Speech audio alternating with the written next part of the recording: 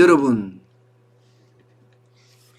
가구업계 1위, 이 가구업계 1위 한샘이 지금 매물로 나왔습니다.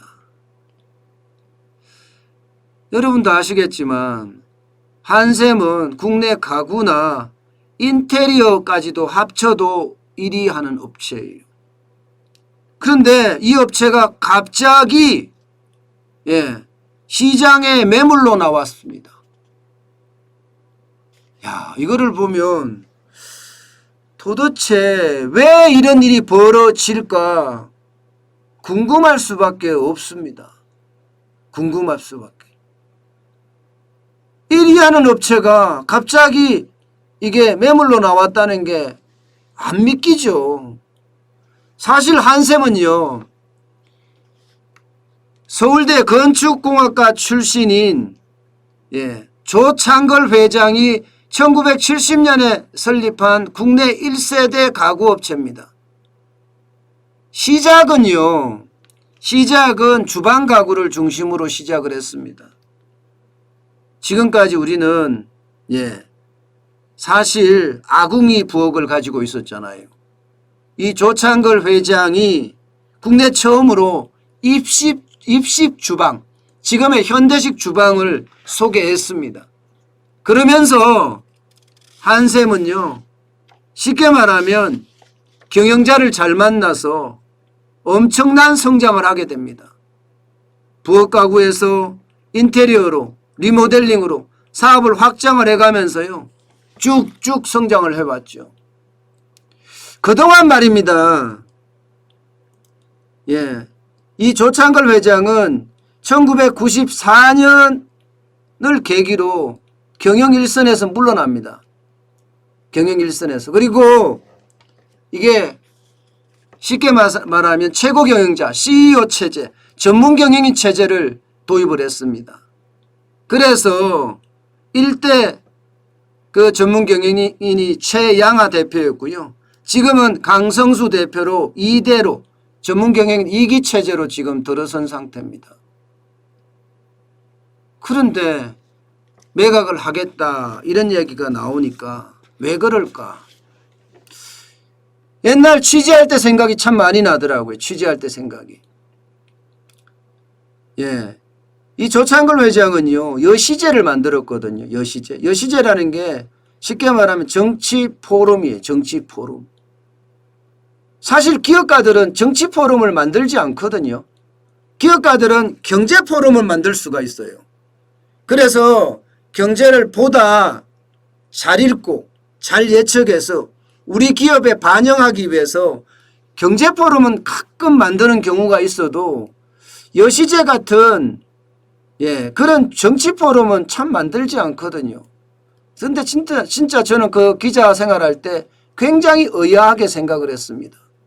그러면서 그 참여하는 멤버들도 보면 이헌재니 이광재니 뭐 이런 사람들이 굉장히 많이 몰리더라고요. 그래서인가요? 이제는 이제 더 이상 할 일이 없다 이렇게 판단한 건가요? 일단 표면적으로 이야기하는 것은요. 후계가 없어 판다예요. 후계가 없어 판다. 조창걸 회장 슬하에는 1남 3녀가 있습니다. 그런데 2002년에 조원찬 사장, 장남이죠. 장남이 사망했습니다. 그러면서 세 자매만 남았어요. 세 자매의 지분은 첫째가 1.32%, 둘째가 0.88%, 셋째가 0.72%예요. 그러면서 이들은 경영에 간섭을 안 하겠다. 그래서 나는 팔겠다 이런 생각이거든요. 지금 팔려고 하는 매각 가격은요. 보시는 것처럼 조창걸 회장이 갖고 있는 지분 30.21%고요. 매각 예상가는 뭐 1조 5천억에서 1조 7천억까지 갈 거다 이렇게 이야기하고요. 인수 후보는 국내의 PF, 쉽게 말하면 사모펀드죠. 지금 IMM이라는 사모펀드하고 이미 매각 체결이 됐다 이런 이야기도 나오고 있습니다. 매출액은 2조 674억 원까지 예. 그리고 영업이익은 931억 원. 예. 근데 참 이걸 보면 순간적으로 여러분들 느끼는 게 하나 있지 않으세요? 일단 이것만 보고 제가 해석을 했을 때, 그리고 기사가 나오는 걸 보고 내용을 가지고 해석했을 때 왜 팔까 고민을 해봤습니다.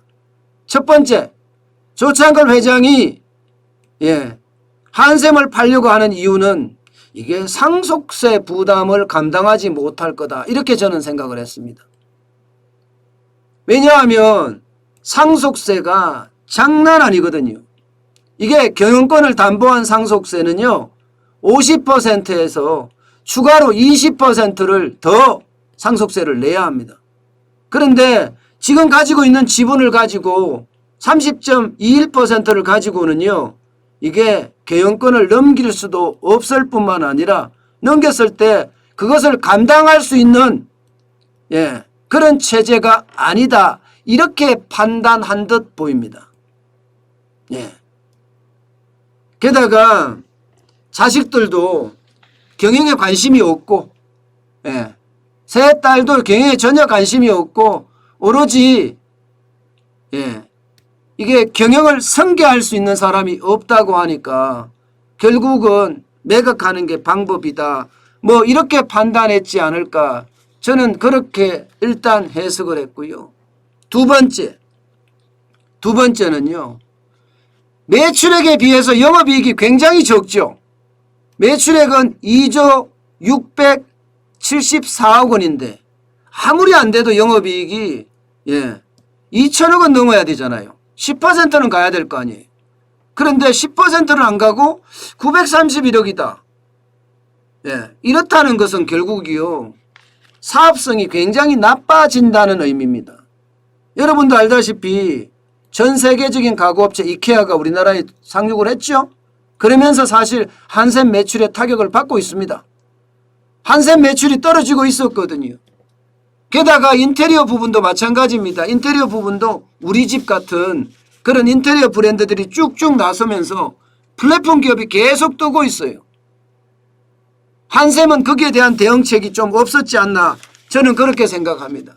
그 문제가 많이 영향을 미쳤지 않을까.